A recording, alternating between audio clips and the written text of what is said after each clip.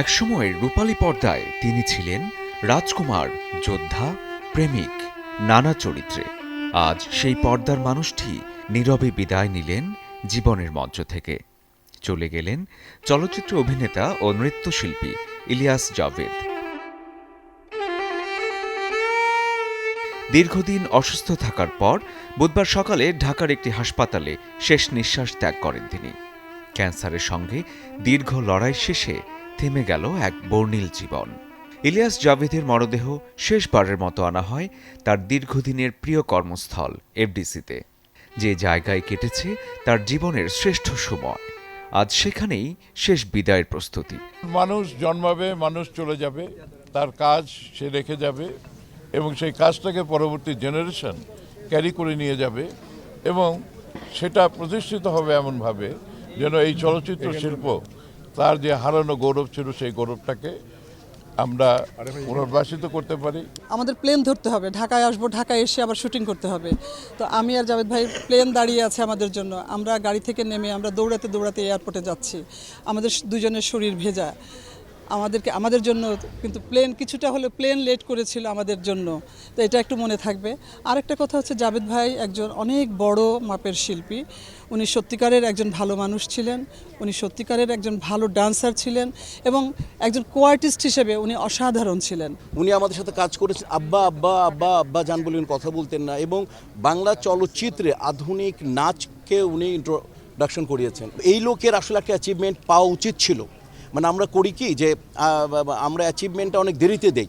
আমি ওনাকে জিজ্ঞেস করেছিলাম যে ভাই, আপনি তো পাকিস্তানি মানুষ, আপনি পাকিস্তান চলে গেলেন না কেন? উনি বললেন, না, আমি বাংলাদেশকে ভালোবাসি, আমি বাংলাদেশ। তো যিনি বাংলাদেশকে ভালোবেসে বাংলাদেশি বলে এই বাংলাদেশে রয়ে গেছেন, সেখানেই মৃত্যুবরণ করেছেন। আসলে ওনার এই জানাজাটা এবং ওনাকে মূল্যায়নটা আরও বেশি আমাদের করা উচিত ছিল। বাদ আসর অনুষ্ঠিত হয় নামাজে জানাজা। চেনা মুখ, অচেনা মুখ, সবারই চোখে একই শূন্যতা। ক্যামেরার সামনে নয়, আজ সবাই দাঁড়িয়ে এক অভিনেতাকে নয়, সহযোদ্ধাকে বিদায় জানাতে। এই মুহূর্তে আসলে আমার বলার কিছু নাই। আমি মনে করি আল্লাহ পাক আমাদেরকে নিয়ে আসছে, আল্লাহ পাকই আমাদের নিয়ে যাবে, এটা বাস্তব সত্যি। অনেক সময় সত্যিটা মানতে আমাদের হয়তো অনেক কষ্ট হয়, সেটা আমার বেলাও হতে পারে, আপনার বেলাও হতে পারে। আমি তার জন্য সত্যি কথা বলতে আল্লাহ পাক তাকে বেহেশত নসিব করুক। এবং আমার মনে হয় যে এই শোকগুলো আমরা আমাদের ভিতরে রাখি, এই শোকগুলো আমাদের ভিতরে রেখে সবার সঙ্গে একটু ভালো ব্যবহার করি, একটু শত্রুটা একটু কমিয়ে দিই, সবাইকে একটু ভালোবাসা বাড়িয়ে দিই। সব কিছু মিলে আমার মনে হয় সবাইকে নিয়ে একটু ভালোভাবে বাঁচা যায় কিনা আমরা সেটা অন্তত একটু চিন্তা করতে পারি। ওনার সাথে আমার দেখা হয়েছে একবার, সেটা হচ্ছে আমাদের এফডিসিতেই। উনি শেষ যেদিন এসেছিলেন এফডিসিতে, সেদিনই আমার ওনার সাথে দেখা হয়, ওই লাস্ট দেখা। তো উনি বসা ছিলেন, আমি ওনাকে সালাম দিলাম, উনি উঠে এসে আমার মাথায় হাত দিয়ে দোয়া করে দিলেন। সকালবেলা আমি প্রথম পোস্ট দিয়েছি যে জাভেদ ভাই আর নেই।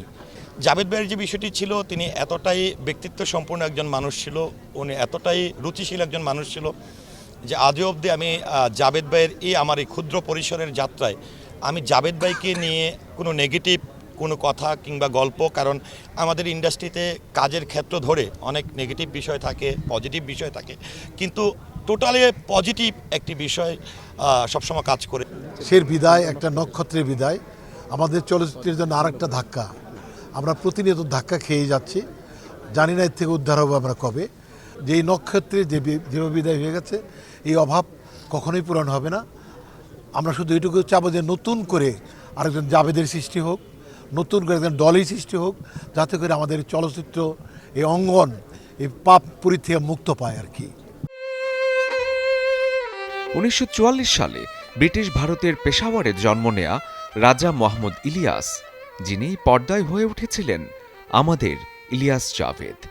শেষবারের মতো এফডিসির গেট পেরিয়ে বেরিয়ে যায় লাশবাহী গাড়ি। পেছনে পড়ে থাকে স্মৃতি, গল্প আর অগণিত মুহূর্ত। ইলিয়াস জাভেদ চলে গেলেন, কিন্তু রূপালী পর্দায় তিনি রয়ে যাবেন চিরদিন, চিরকাল। শরীফুল হক, চ্যানেল 24, ঢাকা।